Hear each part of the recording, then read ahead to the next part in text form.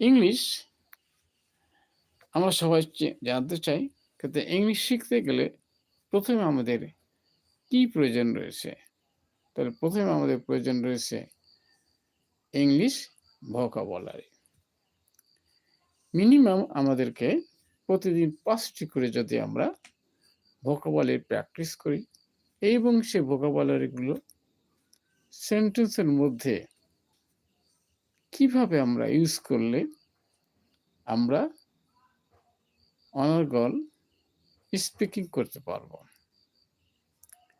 আমাদের ডেইলি লাইফে যে সমস্ত এক্টিভিটিস আমরা করে থাকি সেগুলো if we try to speak in English সেগুলো যদি আমরা বাংলাতে বলার চেষ্টা করি তাহলে we can learn easily spoken English very easily. আর সেটি হচ্ছে সেরা টেকনিক, সেরা কৌশল